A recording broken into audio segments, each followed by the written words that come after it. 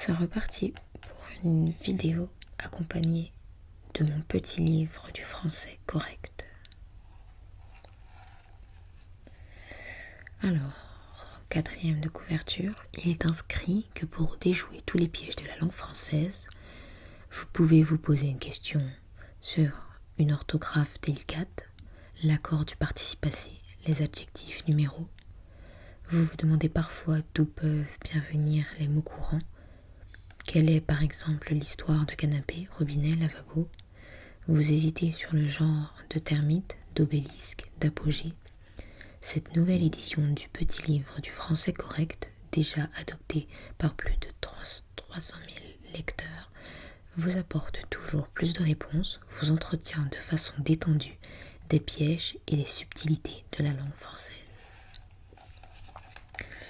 Il a été écrit par Jean-Joseph Julot et nous en apprenons sur toutes les subtilités de la langue. Alors, je vais procéder de la manière suivante. Je vais tout au long de cette vidéo sélectionner plusieurs mots au hasard que je vais trouver dans des pages ouvertes de manière aléatoire et vous en lire la description. Sans plus attendre, nous allons nous lancer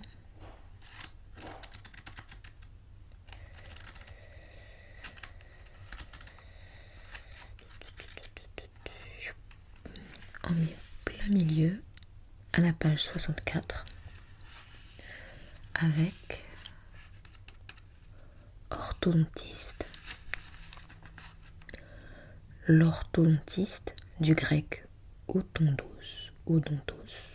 dent, spécialiste de l'orthodontie, corrige, s'il en est besoin, la position des dents. Ce n'est pas une raison pour le transformer en orthodontiste. D'accord. Je crois même qu'en lisant le mot, j'ai dû dire orthodontiste par habitude, mais il s'agit donc bien d'un orthodontiste qui corrige pourtant la dentition. Une petite subtilité.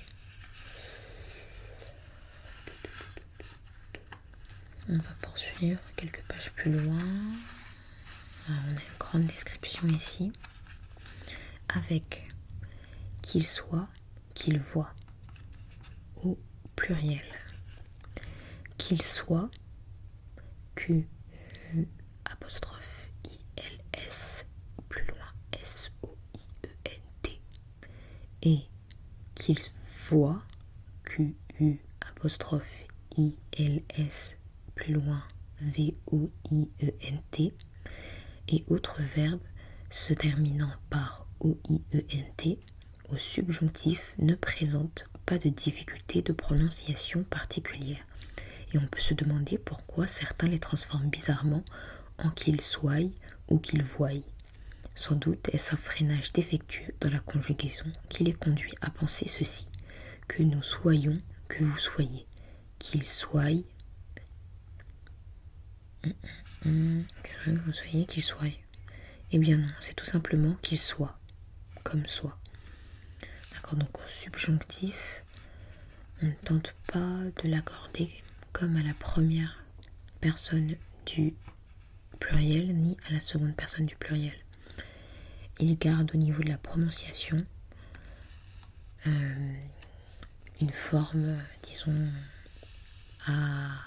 au singulier. Pas au singulier. Si c'est ça, au singulier. D'accord. On va poursuivre, on va se balader un peu dans les premières pages. Stop. Aéro. Aéro signifie air. On le trouve dans aéroport, aérodrome, aéroclub, aéronaval. Aéro évoque Arès, le dieu de la guerre chez les Grecs. Pardon si vous entendez un peu de bruit derrière moi. On le trouve dans aéropage, qui désignait un tribunal siégeant sur la colline d'Arès à Athènes, mais qui désigne aujourd'hui une assemblée de personnes très compétentes dans un domaine précis. L'aéropage attendait dans l'aéroport. Entendu. Entendu. On va se balader. Est-ce qu'on a une lettre particulière? J'aimerais bien voir les dernières lettres de l'alphabet pour voir un peu ce qui nous en est dit.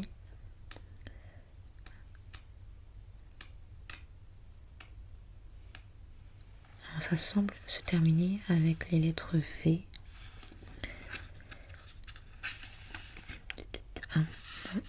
Tant pour moi, on a la zizanie en Z.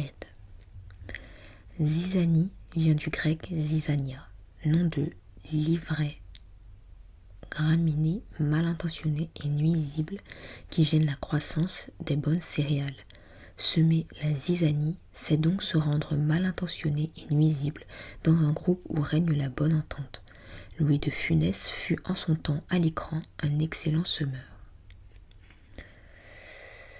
D'accord, donc ça vient graminé mal intentionné. De l'ivraie, graminé mal intentionné, c'est une graine donc, qui gêne la croissance des bonnes céréales. Si j'ai bien compris, il s'agit donc d'une graine qu'on sèmerait, donc c'est pour d'où l'expression semer la zizanie, parce qu'on sème une graine. D'accord. Allez, au hasard. T. Tout simplement la lettre T. Le T, cheville sonore destinée à éviter l'hiatus, est encadré de 2 traits d'union. Sera-t-elle à l'heure? Prendra-t-elle l'avion? Aura-t-il oublié? Où va-t-on? Le T, pronom personnel mis pour toi, est précédé d'un trait d'union et suivi de l'apostrophe consécutive à l'élision. Si tu veux réussir, donne-toi la peine de le faire. Cet adversaire est redoutable, méfitant. Tu aimes la musique, donne-t'y complètement. Tu projettes de t'inscrire à l'université, prends-t'y assez tôt. Prends-t'y assez tôt. D'accord. Donc tout dépend. Alors, cheville sonore de trait d'union soit à l'heure. Donc habituellement, donc si j'ai bien compris, habituellement, on va mettre la lettre T dans une phrase entourée de traits d'union. En revanche, lorsqu'il devient pronom personnel, à la place lorsqu'il remplace le toi, il n'en a que derrière le verbe en fait. Derrière le verbe qu'elle suit. D'accord, très particulier.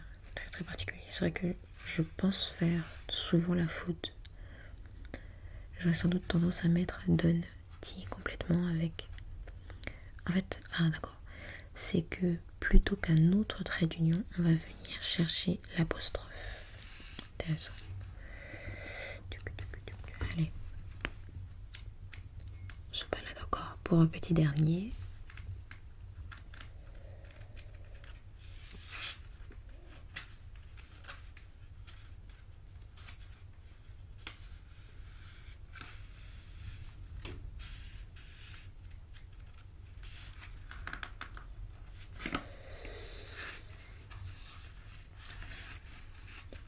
Alors, on a une bonne description avec côte.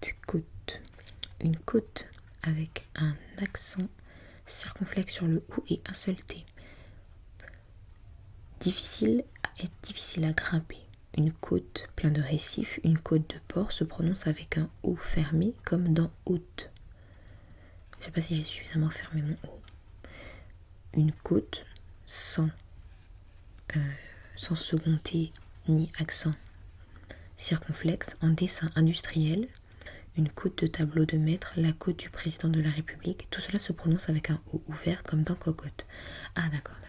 Donc si je prononce correctement cocotte, on dit une côte, la côte du président de la République. La côte de maille ou la côte du travailleur, la côte du travailleur. Donc dans le sens salopette, suivent la prononciation de la deuxième partie de cocotte.